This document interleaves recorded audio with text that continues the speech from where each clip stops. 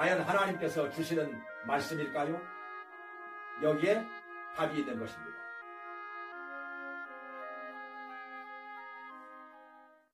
10년이 되면은 사람들이 새해 복 많이 받으세요, 이런 인사를 많이 하지요.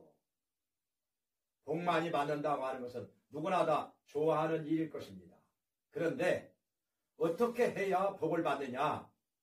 여기에 대해서 가르쳐 주는 것, 여기에 대해서 확실히 아는 것은 아주 중요한 일입니다.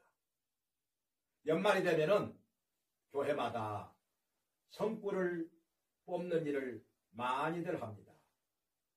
그런데 문제가 있는 거 아니? 사람들이 좋은 성구만 갖다 놓고 뽑게 합니다. 그러면서 하나님께서 주시는 말씀이라고 좋아들 하는 것입니다. 그러면 신앙생활을 엉터리로 하는 사람이 복을 받으리라, 형통하리라, 잘되리라 이런 말씀을 뽑았다면 과연 하나님께서 주시는 말씀일까요? 회개하라는 말씀은 아무데도 없습니다. 신앙생활 바로 하라는 말씀은 아무데도 없습니다. 잘못된 것을 바로 잡으라는 말씀도 없습니다. 그러니 이 얼마나 미심적인 행위입니까?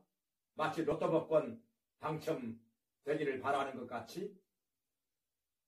그런데 성경에서는 우리가 복을 받는 원리를 분명하게 가르쳐주고 있습니다.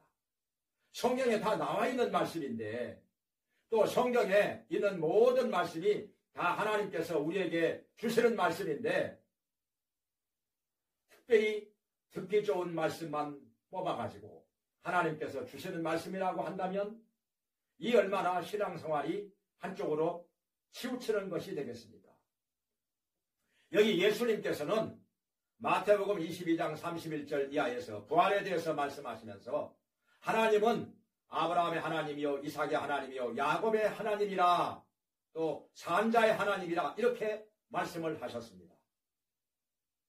모세에게 하나님께서 떨기나무 불꽃 가운데서 나타나 말씀하실 때에도 하나님은 아브라함의 하나님이요 이삭의 하나님이요 야곱의 하나님이라 이스라엘 백성들을 애굽에서 끌어내어 젖과 꿀이 흐르는 땅 가나안으로 인도하여 드리리라 말씀을 하셨습니다. 그럼 여기 아브라함의 하나님, 이삭의 하나님, 야곱의 하나님이라고 말씀하셨는데 그 공통점이 무엇이겠습니까? 여기에 답이 있는 것입니다. 아브라함도 하나님께서 주시는 복을 받았습니다. 은금과 육축이 풍부하였더라. 집에서 사병 318명을 양성할 정도로 어마어마한 재산이 있었습니다. 이삭도 거부가 되었다고 했습니다. 야곱도 거부라고 말을 했습니다. 모두 다 많은 복을 받은 사람입니다. 이 점이 공통점인데 그러면 이들이 어떻게 해서 복을 받게 되었을까? 또한 이 세 사람의 공통점을 놓고 생각해 본다면 여기에 답이 있는 것입니다. 하나는 무엇인가 하니 그들은 하나님께 단을 쌓는 것을, 하나님께 예배하는 것을 아주 중요시 하였습니다. 아브라함은 가나안 땅에 오자마자 베델과 아이 사이에서 하나님께 단을 쌓았다고 말씀을 했습니다. 이삭도 단을 쌓았죠. 야곱도 단을 쌓았죠. 예배를 중요시하는 신앙생활, 이것이 아주 중요한 것입니다. 또한 이들은 하나님 말씀에 순종했다고 했습니다. 아브라함도 순종했습니다. 갈 바를 알지 못하고 하나님의 지시하심에 순종하였습니다. 그래서 가나안으로 오게 된 것입니다. 이삭도 순종했습니다. 자기를 모리아 산에 번제로 드리려고 하였을 때 그 아버지가 하는 일에 순종하였습니다. 그것은 하나님의 말씀이었기 때문입니다.